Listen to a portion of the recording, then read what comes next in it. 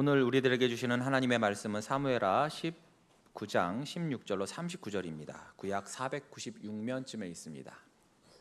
사무엘하 19장 16절로 39절. 본문이 좀 긴 관계로 제가 봉독하고 마지막 39절은 함께 읽도록 하겠습니다. 사무엘하 19장 16절로 39절 제가 읽습니다. 바후림에 있는 베냐민 사람 게라의 아들 시므이가 급히 유다 사람과 함께 다윗 왕을 맞으러 내려올 때에 베냐민 사람 1000명이 그와 함께하고 사울 집안의 종 시바도 그의 아들 15과 종 20명과 더불어 그와 함께하여 요단강을 밟고 건너와 왕 앞으로 나아오니라. 왕의 가족을 건너가게 하며 왕이 좋게 여기는 대로 쓰게 하려 하여 나룻배로 건너가니 왕이 요단을 건너가게 할 때에 게라의 아들 시므이가 왕 앞에 엎드려 왕께 아뢰되 내 주여 원하건대 내게 죄를 돌리지 마옵소서. 내 주 왕께서 예루살렘에서 나오시던 날에 종의 패역한 일을 기억하지 마시오며 왕의 마음에 두지 마옵소서. 왕의 종 내가 범죄한 줄 아옵기에 오늘 요셉의 온 족속 중 내가 먼저 내려와서 내 주 왕을 영접하나이다 하니 스루야의 아들 아비새가 대답하여 이르되 시므이가 여호와의 기름 부으신 자를 저주하였으니 그로 말미암아 죽어야 마땅하지 아니하니까 하니라. 다윗이 이르되 스루야의 아들들아 내가 너희와 무슨 상관이 있기에 너희가 오늘 나의 원수가 되느냐. 오늘 어찌하여 이스라엘 가운데서 사람을 죽이겠느냐. 내가 오늘 이스라엘의 왕이 된 것을 내가 알지 못하리요 하고 왕이 시므이에게 이르되 내가 죽지 아니하리라 하고 그에게 맹세하니라. 사울의 손자 무비보셋이 내려와 왕을 맞으니 그는 왕이 떠난 날부터 평안히 돌아오는 날까지 그의 발을 맵시내지 아니하며 그의 수염을 깎지 아니하며 옷을 빨지 아니하였더라. 예루살렘에 와서 왕을 맞을 때 왕이 그에게 물어 이르되 무비보셋이여 내가 어찌하여 나와 함께 가지 아니하였더냐 하니 대답하되 내 주 왕이여 왕의 종인 나는 다리를 절므로 내 나귀에 안장을 지워 그 위에 타고 왕과 함께 가려 하였더니 내 종이 나를 속이고 종인 나를 내 주 왕께 모함하였나이다. 내 주 왕께서는 하나님의 사자와 같으시니 왕의 처분대로 하옵소서. 내 아버지의 온 집이 내 주 왕 앞에서는 다만 죽을 사람이 되지 아니하였나이까. 그러나 종을 왕의 상에서 음식 먹는 자 가운데 두셨사오니 내게 아직 무슨 공의가 있어서 다시 왕께 부르짖을 수 있사오리까 하니라. 왕이 그에게 이르되 내가 어찌하여 또 내 일을 말하느냐. 내가 이르노니 너는 시바와 밭을 나누라 하니 무비보셋이 왕께 아뢰되 내 주 왕께서 평안히 왕궁에 돌아오시게 되었으니 그로 그 전부를 차지하게 하옵소서 하니라. 길앗 사람 바르실레가 왕이 요단을 건너가게 하려고 로글림에서 내려와 함께 요단에 이르니 바르실레는 매우 늙어 나이가 80세라. 그는 큰 부자이므로 왕이 마하나임에 머물 때에 그가 왕을 공궤하였더라. 왕이 바르실레에게 이르되 너는 나와 함께 건너가자. 예루살렘에서 내가 너를 공궤하리라. 바르실레가 왕께 아뢰되 내 생명의 날이 얼마나 있사옵기에 어찌 왕과 함께 예루살렘으로 올라가리이까. 내 나이가 이제 80세라. 어떻게 좁고 흉한 것을 분간할 수 있사오며 음식의 맛을 알 수 있사오리이까. 이 종이 어떻게 다시 노래하는 남자나 여인의 소리를 알아들을 수 있사오리이까. 어찌하여 종이 내 주 왕께 아직도 누를 끼치리이까. 당신의 종은 왕을 모시고 요단을 건너려는 것뿐이거늘 왕께서 어찌하여 이 같은 상으로 내게 갚으려 하시나이까. 청하건대 당신의 종을 돌려보내옵소서. 내가 내 고향 부모의 묘 곁에서 죽으려 하나이다. 그러나 왕의 종 김함이 여기 있사오니 청하건대 그가 내 주 왕과 함께 건너가게 하시옵고 왕의 처분대로 그에게 베푸소서 하니라.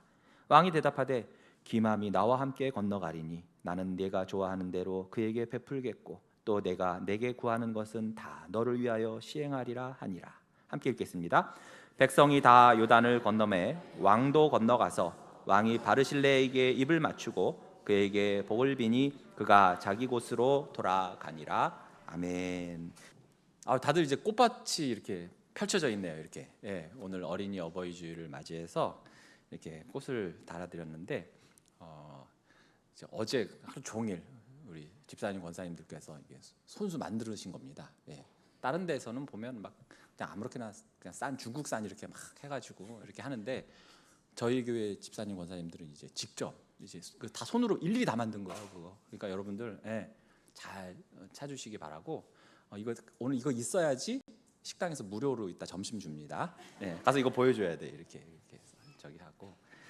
그래서 특히 또 일부도 그렇고 일부 때는 또 이제 저기 청소년부 또 청년들이 또 이렇게 꽃을 달아드렸고 또 2부에는 아까 또 고사리손 같은 우리 초등부 아이들이 또 이렇게 막 달아드리고 또 안내위원들 달아드리고 그랬습니다. 너무너무나 감사드리고요. 예. 오늘은 또 이제 유아 세례식도 있고 참 행복한 이제 가정의 날을 첫 주를 아주 활기차게 시작하는 것 같습니다. 자, 제가 지금부터 말씀드리는 대상들의 공통점을 한번 여러분 찾아보시기 바래요. 제비, 까치, 두꺼비, 사슴, 호랑이 등등 뭘까요? 당연히 짐승이죠. 우리 수준이 그 정도는 아니잖아요. 동물 짐승이에요. 자, 전래동화 중에 은혜를 갚은 동물들 할 때 주로 소개된 것들이에요. 그래서 은혜를 갚은 제비라든지 은혜를 갚은 까치라든지 두꺼비라든지 은혜 갚은 사슴, 이런 거 여러분들 어렸을 적에 전래동화들 제목으로 들어보셨을 거 아니에요. 읽어보시고. 예를 들어서 제비 같은 경우에 어떻습니까? 다리가 부러졌는데 흥부가 어떻게 했죠? 응급처치를 했죠. CPR도 하고 막 기부스도 하고 막 그래가지고 잘 해줬더니 얘가 은혜를 갚는다고 박씨를 물어다 줘서 흥부를 재벌을 만들어줬어요. 또 다른 까치는 뱀으로부터 자신을 구해준 그 선비를 살리기 위해서 어떻게 했습니까? 큰 종에다가 박치기를 했단 말이죠. 또 자기에게 평소 먹을 것을 챙겨주던 그 돌봐주던 처녀가 인신공양으로 인해서 왕진해에게 바쳐지게 되자 그 왕진해를 상대로 해서 밤새 독을 뿜어대며 화학전을 벌이면서 나중엔 장렬히 전사하는 두꺼비 이야기도 있고, 또 사냥꾼에게 쫓기던 사슴이 어떻게 합니까? 자기를 숨겨준 나무꾼에게 선녀의 옷을 절도하거라. 그리고 결국 그 선녀를 그것으로 유인 납치해서 애까지 낳게 해라 등등. 너무 제가 동심을 파괴하는 걸지 모르겠지만 오늘날 법으로 따지면 이거 큰일 나요, 이거. 그런데 어쨌든 왜 이렇게 은혜 갚은 동물들의 이야기들이 많이 등장을 할까요? 첫째, 은혜를 반드시 기억하고 갚으라는 교훈을 주기 위해서 이러한 전래동화를 만들었을 겁니다. 그런데 이것을 뒤집어 말하면 뭐가 됩니까? 은혜를 기억하고 갚는 사람들이 많지가 않다는 거예요. 다들 은혜를 다 기억하고 즉각 갚으면 뭐하러 이런 이야기까지 만들겠습니까? 유행가 가사 내용 중에 왜 그렇게 사랑 타령이 많겠어요? 사랑은 고픈데 진정한 사랑이 없으니까 그런 거 아니겠습니까? 그럼 은혜를 갚은 박서방, 은혜를 갚은 김첨지 이러면 될 텐데 왜 굳이 까치, 두꺼비, 제비 등을 등장시킵니까? 한낱 짐승도 미물도 이렇게 은혜를 기억하고 갚거늘 사람이 은혜를 모르고 은혜를 갚지 않으면 뭐보다 못하다? 그렇죠. 짐승만도 못하다. 일종의 충격요법을 주려는 거예요. 우리 조상들도 이게 얼마나 가슴에 맺혔으면 검은 머리 짐승은 거두는 게 아니다 이런 말을 했겠어요. 여기서 이 검은 머리 짐승은 누굴 말해요? 사람을 말하는 거잖아요. 사람 거두는 거 아니다. 그래봐요 은혜도 모르고 배신 때린다. 뭐 이런 뜻 아니겠습니까? 우리나라 사람들 맨날 조상들 맨날 본 게 중국 사람, 일본 사람, 여진족, 거란족 이래 놓으니까 사람 머리는 다 검은 줄 알고 그런 말이 나온 거죠. 진작에 미국 사람, 영국 사람 봤었으면 이 말이 안 나왔을 거예요. 그렇죠? 어쨌든 사람은 은혜를 기억하고 갚을 줄 알아야 한다 해서 이 모든 것이 생겨났어요. 자, 이번 달은 5월의 가정의 달이죠. 당장 내일 어떻게 됩니까? 내일이 뭐예요? 네, 이미 애들이 다 커서 모르는구나. 내일이 어린이날이에요. 그리고 목요일은 이거 다 자기 생각만 한다니까. 목요일 어버이날 8일, 그리고 15일 스승의 날 등이 있어요. 그래서 이번 주는 어린이 어버이 줄로 해서 예배하는데 특별히 은혜하면 우리는 이 어버이, 즉 부모님부터 떠오릅니다. 마땅히 우리 육신의 부모님의 은혜를 기억하고 감사함은 물론이요, 우리에게 이러한 부모님을 선물로 주신 하나님, 그리고 우리를 자녀로 삼아 주셔서 아빠, 아버지라고 부를 수 있게 하신 그 하나님의 은혜에 감사하며 예배하는 의미로 또한 어버이 주일이라고 하는 것이죠. 우리는 이 땅의 부모님을 통해서 다 이 자리에 있을 수 있는 것이고, 또 하나님의 은혜를 배우며 신앙의 유산을 물려받아 또한 성장할 수 있었던 것입니다. 문제는 얼마나 그 은혜를 자주 떠올리고 기억하고 감사하면서 조금이라도 갚으려고 하고 있는가. 근데 그게 잘 안 되더라는 거죠. 눈에 보이는 부모님의 은혜를 기억하지 못하고 갚지 않는다면 눈에 보이지 않는 하나님의 은혜를 어떻게 기억하고 갚을 수가 있겠습니까? 요한일서 4장 20절 내용이 그런 비슷한 의미 아니겠습니까? 누구든지 하나님을 사랑하노라 하고 그 형제를 미워하면 이는 거짓말하는 자니 보는 바 그 형제를 사랑하지 아니하는 자는 보지 못하는 바 하나님을 사랑할 수 없느니라. 오늘은 바로 그 은혜에 대한 이야기예요. 자, 다윗이 요단을 건너 이제 드디어 예루살렘으로 돌아오는 과정에서 세 사람을 만나게 됩니다. 이 각 사건을 통해서 우리는 은혜를 기억하고 또한 갚는 인생이 어떤 것인지를 나누어 보고자 합니다. 먼저 첫 번째로 용서함을 통해서 자신이 받은 은혜를 기억하는 다윗에 대해서 볼 거예요. 자, 다윗이 처음 만난 사람은 누구였냐면 바로 시므이라는 사람이었습니다. 시므이가 누구지? 하시는 분들도 있을 텐데, 다윗이 압살롬의 반역으로 예루살렘을 떠나 이제 피난을 갈 때 다윗에게 막 돌을 던지고 먼지 날리면서 이 피를 흘린 자여, 사악한 자여, 가거라, 가거라. 네가 사울 왕을 죽이고 그의 족속, 그의 가문을 다 멸하였더니 이제 하나님이 네 왕위를 네 아들에게 넘기셨구나. 그건 네가 자초한 일이다, 이 나쁜 놈아. 이러면서 몇 시간을 계속 졸졸 따라다니면서 저주를 퍼부었던 사람이었어요. 자, 그는 베냐민 지파, 즉 사울과 같은 지파로서 다윗 때문에 자기 자신의 속한 그 지파와 베냐민 지파와 그 사울 왕가가 몰락했다고 생각하던 악인이었어요. 다윗은 이번 반란으로 쟤는 완전 인생 끝났어 이렇게 생각해서 다윗을 마음껏 조롱하고 저주를 했던 것입니다. 어차피 다윗 끝났는데 이제 말 게 뭐야, 그런 거죠. 자, 이런 모습에 참다 못했던 다윗의 경호대장이었던 아비새가 이 시므이를 당장 죽이겠다고 했을 때 다윗이 이렇게 말하며 말렸죠. 사무엘하 16장 10절에서 12절입니다. 왕이 이르되 수르야의 아들들아, 내가 너희와 무슨 상관이 있느냐?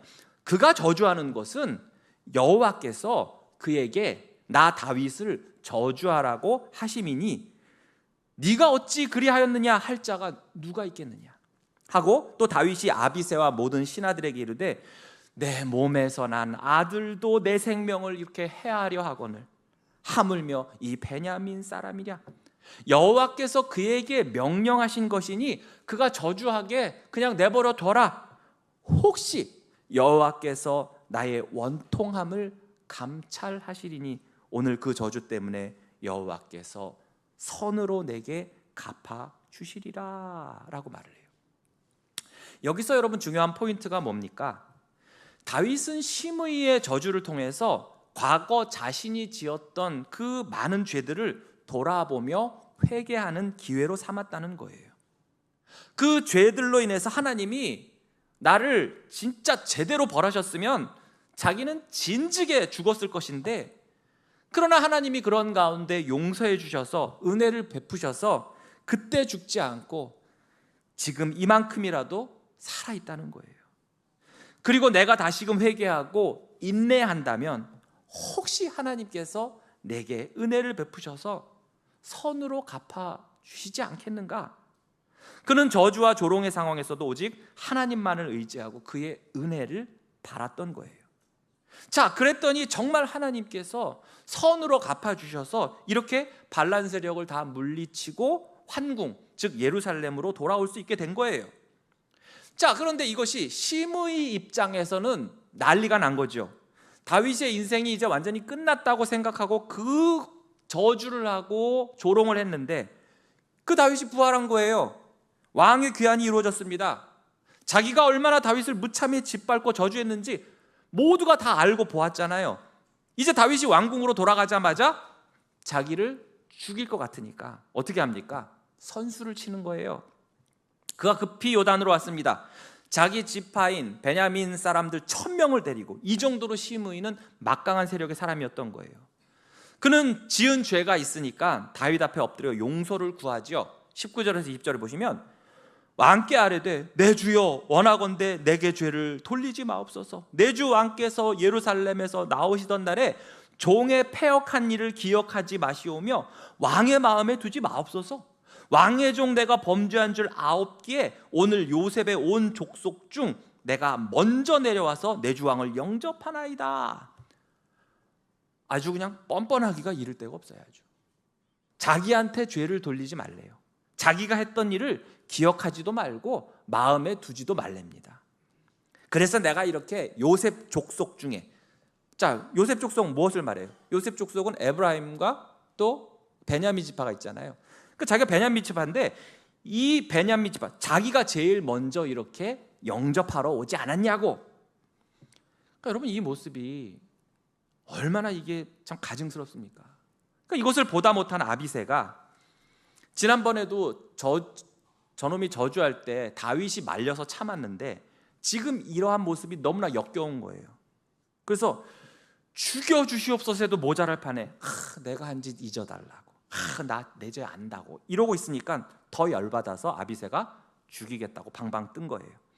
그런데 다윗은 지난번과 같은 말을 하지요. 수르야의 아들들아, 내가 너희와 무슨 상관이 있느냐. 그러면서 22절에 너희가 오늘 나의 원수가 되느냐. 오늘 어찌하여 이스라엘 가운데서 사람을 죽이겠느냐. 내가 오늘 이스라엘의 왕이 된 것을 내가 알지 못하리요. 아비새야, 너가 지금 하려는 행위는 오히려 나를 너무나 곤란하게 만들고 있는 거야. 나랑 백성들 간에 원수가 되게 만드는 거야. 오늘 같은 날, 이런 경사스러운 날, 이 은혜로운 날 어떻게 같은 동족을 죽이겠는가, 내 백성을 죽이겠는가 라고 하는 거예요.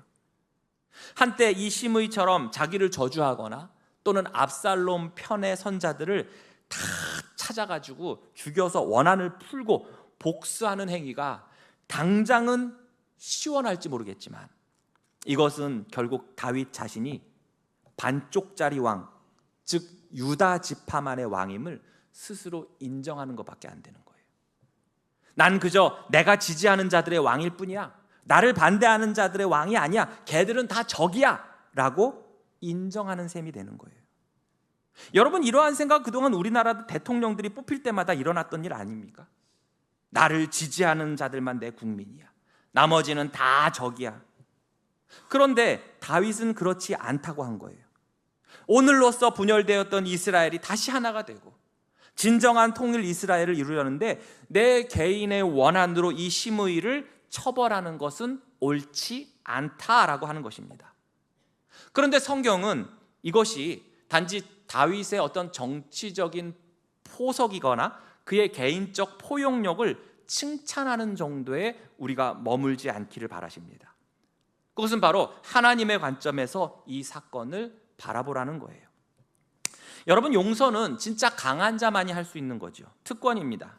전날에 다윗이 이 시므이에게 저주를 받을 때, 그때 다윗은 한없는 약자였어요. 그러나 이제는 어떻습니까? 정반대지요. 그는 이제 왕으로 제일 막강한 자가 되어서 돌아왔어요. 이제 이 시므이 같은 이 정도 인간은 그저 손가락 하나 까딱함으로써 죽일 수 있는 힘을 가진 사람입니다. 여러분, 하나님이 우리를 용서하실 수 있는 것도 그분은 진정으로 강한 분이요, 전능한 분이시면서도 사랑과 인자가 무궁하신 분이기 때문입니다. 다윗이 하나님의 마음에 합한 자란 칭찬을 받은 것은 다윗이 이런 하나님의 용서하심과 긍휼히 여기심의 은혜를 그가 이미 경험을 했고 그것을 이제 조금이나마 따라 행했기 때문이 아닐까요? 용서의 은혜를 진정으로 깨닫는 자야말로 진정한 용서를 할 수 있는 것입니다. 하나님으로부터 용서를 받은 다윗, 마치 10,000달란트와 같은 죄를 용서받은 다윗은 100데나리온 정도의 죄를 지은 시므이를 용서해야만 했고 용서했던 것입니다. 그는 자신이 얼마나 용서받지 못할 죄인인지를 진심으로 자각했고 그런 죄 많은 자신을 하나님께서는 은혜를 베푸셔서 용서하셔서 죽이시지 않았음을 알았어요. 다윗은 자신이 시므이에게 받은 그 수치와 상처보다도 자신이 하나님께 끼쳤던 그 수치와 상처가 얼마나 큰지, 그럼에도 불구하고 하나님께서 자신에게, 그런 나에게 은혜를 베푸셨다는 것을 더 크게 기억을 했던 것입니다. 하나님의 손으로 다시 왕이 된 지금, 그래서 그는 보복보다 용서를 택했던 거예요. 우리가 처음 하나님을 만날 때, 내가 죄인임을 자각할 때, 그때는 얼마나 눈물을 흘렸습니까? 그리고 용서에 대한 감격이 얼마나 솟구쳤어요. 그러나 그 감격이 점점 바래지고, 내가 죄인임을 점점 망각해가고, 내가 그 크나큰 용서를 받은 자임을 잊어버리고, 그래서 나에게 조그만 피해라도 입힌 사람은 결코 용서하지 못하는 경우가 얼마나 많습니까? 그럴 때 우리 자신이 하나님의 한없는 은혜로 용서받은 자임을 다시금 깨닫게 해달라고 기도할 수 있기를 바랍니다.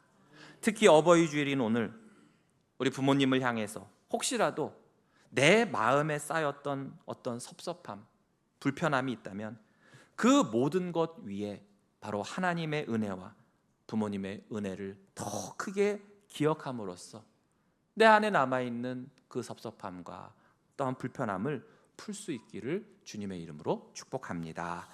두 번째로, 충성으로 은혜를 갚는 무비보셋을 함께 보고자 해요. 자, 무비보셋은 바로 사울 왕의 손자요, 다윗이 그렇게나 사랑했던 요나단의 아들입니다. 다윗이 특별히 돌보았던 사람이죠, 그렇죠? 자기의 식탁에서 같이 식사를 할 정도로, 즉 왕자의 대우를, 그 망국의 손자를 왕국의 자기의 자녀들처럼 평등하게 대했던 그런 대우를 받은 사람이었어요.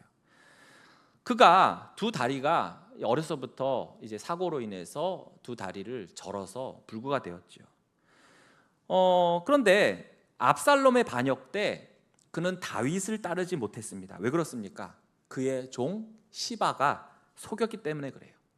다윗이 피난길을 갈 때 이 시바라는 종이 많은 음식을 가져와서 다윗을 대접하면서 이렇게 말한 적이 있어요. 사무엘하 16장 3절에 왕이 이르되, 다윗이 말하는 거예요.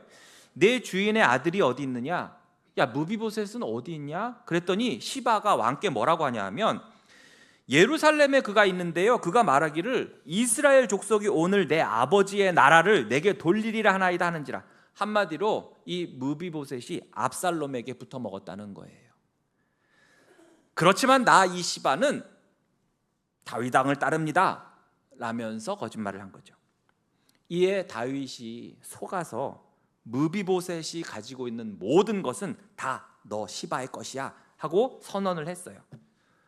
자, 이 시바는 다윗이 더 이상 재기하지 못할 것이라고 생각했기 때문에 거짓말로 속여서 이 무비보셋의 재산을 다 자기 앞으로 돌려놓으려고 했던 거예요.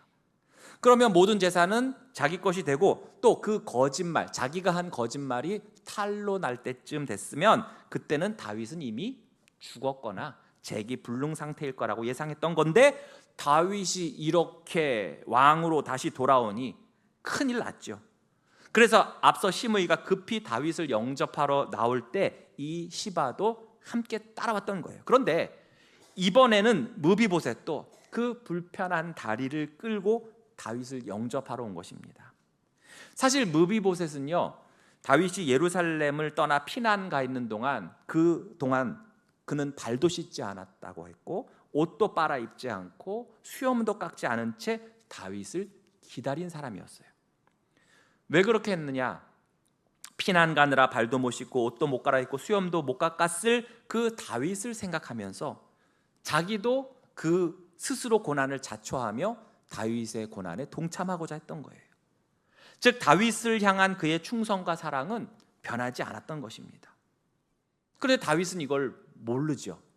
그래서 뭐라고 합니까? 만나자마자 너 그때 왜 날 따라가지 않았냐고 질문을 해요. 여러분 이거 보세요. 사람은 다 똑같아요. 자기에게 어려움이 닥치잖아요. 그러면 자기밖에 몰라요. 주변이 안 보여요. 왜냐하면 내 코가 석자니까. 무비보셋이 두 다리가 다 붉은데 어떻게 다윗을 따라다녀요? 이게 집만 되지. 그래도 나름 나귀의 안장을 지우고 가려고 했었는데 이 시바가 거짓말을 해서 왕과 자신을 모함했으니 더더욱 못 따라간 거였어요. 자, 무비보셋 입장에서 엄청 억울하죠, 그렇죠? 그런데 여기서 무비보셋은 이 거짓말하는 시바의 벌을 청원한다든지, 자신의 얼마나 억울한 사람인지를 호소한다든지, 제대로 알지도 못하고 자기 재산 저기 시바에게 준 다윗을 원망한다든지 그러질 않아요. 27절 28절에 보시면 내 주 왕께서는 하나님의 사자와 같으시니 왕의 처분대로 하옵소서. 내 아버지의 온 집이 내 주 왕 앞에서는 다만 죽을 사람이 되지 아니하였나니까. 그러나 이 종을 왕의 상에서 음식 먹는 자 가운데 두셨사오니 내게 아직 무슨 공의가 있어서 다시 왕께 부르짖을 수 있사오리까 하니라. 그는 다윗을 만나자 자신을 변명하지 않고 억울함을 호소하지 않고 다윗의 판단을 있는 그대로 받아들여요. 여러분, 믿음이란 이런 것입니다.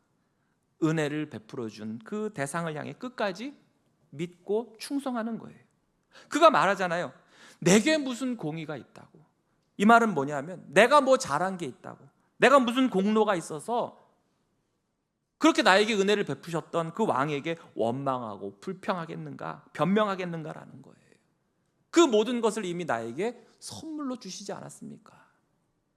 에베소서 2장 8절 9절에 보시면 너희는 그 은혜에 의하여 믿음으로 말미암아 구원을 받았으니 이것은 너희에게서 난 것이 아니요 하나님의 선물이라. 행위에서 난 것이 아니니, 무슨 공의가 있어서 그런 것이 아니니, 공로가 있어서 그런 것이 아니니 이는 누구든지 자랑하지 못하게 함이라. 하나님께서 우리에게 베푸신 은혜를 잊지 않고 때론 억울하고 때론 내 뜻대로 되지 않는다고 불평하고 원망하는 것이 아니라 바로 하나님의 때와 그분의 인정을 기다리는 것, 그것이 바로 우리의 믿음이요 충성이요 은혜를 기억하고 갚는 길인 줄로 믿습니다. 이 어버이 주일에도 기억하시길 바라요. 우리를 위해서 때론 답답하고 속상하고 억울하고 화나는 일도 묵묵히 참고 희생하신 그 부모님의 사랑, 그 눈물과 헌신을 소중히 여기고 감사할 수 있기를 바랍니다. 마지막으로 섬김의 대가를 바라지 않는 바르실레를 볼게요. 그는 다윗이 피난 생활을 할 때 도왔던 세 사람 중에 하나였습니다. 라빠 사람 나하스의 아들 소비, 로데발 사람 암멜의 아들 마길, 그리고 길르앗 사람 바르실레. 특히 바르실레는 오늘 32절에서 보듯이 나이가 80세로 굉장히 많았지만 그는 굉장히 부자였고 다윗이 피난 생활을 할 때 먹을 것과 필요한 모든 것을 공급했던 사람입니다. 이에 다윗은 바르실레에게 은혜를 갚기 위해서 예루살렘으로 같이 가자고 하죠. 예루살렘으로 가서 그에게 많은 재물, 땅, 벼슬을 하사하려고 한 것입니다. 하지만 바르실레는 말해요. 소신은 이미 나이가 너무 많습니다. 그래서 왕과 함께 가지 못하겠습니다. 괜히 왕께 누가 될 뿐입니다 라며 겸손히 사양해요. 그러면서 자기 대신 젊은 종 김함을 추천합니다. 자신은 조용히 고향에서 삶을 마무리하겠다고 해요. 자, 이러한 바르실레의 모습은 우리가 참된 섬김이 무엇인지를 다시금 돌아보게 합니다. 진정한 섬김은, 진정한 헌신은 대가를 바라지 않습니다. 본전 생각을 하지 않아요. 섬김과 헌신을 무슨 투자처럼 여기지 않습니다. 우리가 기껏 헌신 봉사하고서도 뒤돌아서서 툴툴대고 불평하고 원망하는 이유가 뭡니까? 대가, 본전, 투자처럼 생각해서 그런 건 아닐까요? 그 대가에는 물질적, 금전적인 것도 있겠지만 교회에는 뭐 그런 건 없으니까. 그렇다면 뭐예요? 사람의 인정, 사람의 시선, 사람의 칭찬이 있지 않을까요? 내 자신이 높아지고 남들보다 우월하게 보이고 싶은 마음이 있지는 않는 것입니까? 그러나 진정한 섬김은 사람에게 인정받는 것이 아니라 내가 이미 하나님께 받은 은혜를 기억하고 조금이라도 그 은혜를 갚겠다는 그 자원하는 마음에서 출발을 해야 하는 것입니다. 오직 하나님의 칭찬과 인정을 갈망해야 돼요. 그런데 물론 이 말은 우리가 다른 봉사하는, 헌신하는 분들을 절대 칭찬해서는 안 된다는 말이 아닙니다. 오히려 격려하고 위로하고 칭찬을 해줘야 되죠. 그러나 헌신하고 충성하는 그 당사자의 마음이 우선 어떻게 해야 된다는 것입니까? 먼저 하나님께 감사하는 마음으로 나가야 한다는 것입니다. 우리의 부모님들도 그랬습니다. 수많은 수고와 눈물을 들이면서도 자녀의 미소 하나에 기뻐하셨던 분들입니다. 그러면서도 자신을 드러내지 않고도 끝까지 사랑해 주셨던 분들, 그분들은 대가를 바라고 우리를 사랑하고 섬기고 헌신한 분들이 아니었습니다. 그러나 마찬가지로 그렇다고 해서 우리가 그 은혜를 잊거나 갚지 않아도 된다는 뜻이 아닙니다. 그럴수록 자녀된 우리들은 그 은혜를 기억하며 부모님을 섬기며 받은 은혜를 갚아야 되지요. 그리고 그 부모님을 내게 주시고 또한 모든 선한 것을 나에게 주시며 나를 구원하신 그 하나님을 사랑하고 그 은혜를 기억하며 우리의 삶을 통해서 갚아 나가야 합니다. 성경은 분명히 말씀하십니다. 먼저 그 은혜와 그가 행하신 일을 기억을 하라고 하십니다. 시편 103편 2절에서 5절입니다. 내 영혼아 여호와를 송축하며 그의 모든 은택을 잊지 말지어다.